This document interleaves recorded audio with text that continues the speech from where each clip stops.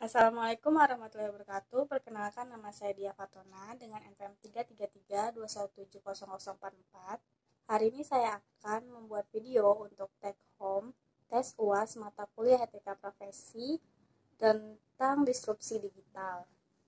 Lalu bagaimana kaitannya dengan etika profesi dan juga sebagai profesional engineering di masa depan, apa yang harus dilakukan dan dipersiapkan untuk menghadapi disrupsi digital ini.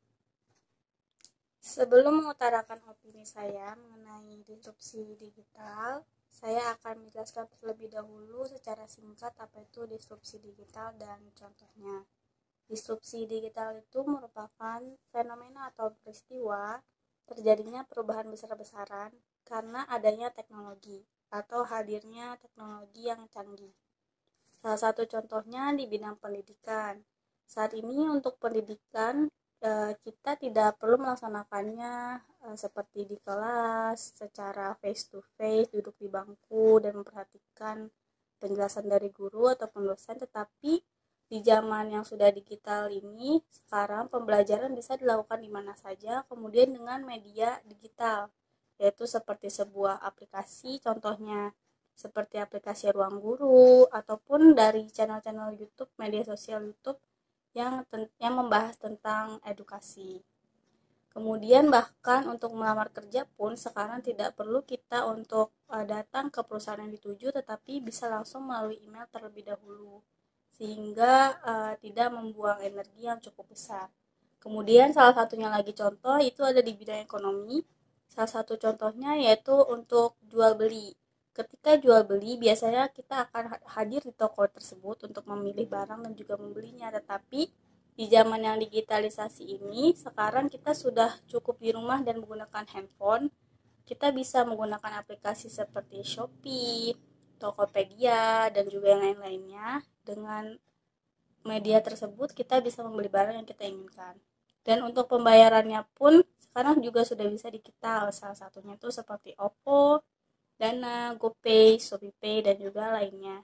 Jadi adanya teknologi ini tuh mempermudah kita untuk beraktivitas sehingga energi dan juga tenaga yang dikeluarkan itu lebih, dan juga waktu yang kita butuhkan untuk beraktivitas itu lebih efisien dan juga tidak banyak mengeluarkan energi.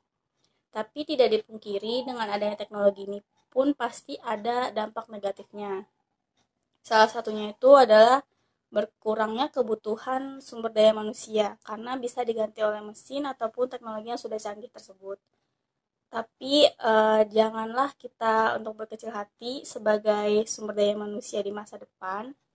Untuk mengatasi ini, kita bisa mempersiapkan diri kita pertama dengan memperbaiki kualitas diri kita, pengetahuan kita tentang teknologi. Di mana kita sebagai calon-calon profesional di masa depan, calon-calon pekerja, tenaga kerja di masa depan, kita harus memperbanyak pelatihan, memperbanyak belajar tentang teknologi yang sekarang ini sedang berkembang, sehingga saat di dunia kerja nanti kita tidak ketinggalan teknologi yang sudah berkembang ini, dan kita bisa mengontrol teknologi tersebut jika kita sudah belajar tentang teknologi tersebut. Kemudian janganlah Anda cepat puas ataupun saya juga cepat puas saat ketika belajar. Kita harus terus belajar sehingga bisa menemukan inovasi atau membuat inovasi sehingga teknologinya terus berkembang dan kita pun tidak tertinggal oleh zaman, di mana nanti teknologi-teknologi ini pasti akan terus berkembang. Selanjutnya untuk pengaruh disrupsi digital ini terhadap etika profesi, menurut saya tidak ada yang berubah. Untuk nilai-nilai yang sudah dipelajari di mata kuliah etika profesi ini, menurut saya tidak akan ada yang berubah walaupun sudah zaman digital, tetapi yang berubah adalah penerapannya. Mungkin sebelumnya itu langsung dari manusia ke manusia, tetapi sekarang karena sudah ada media digital ataupun sudah ada teknologi, nanti berarti untuk etika profesinya penerapannya itu melalui teknologi ke konsumen atau pengguna.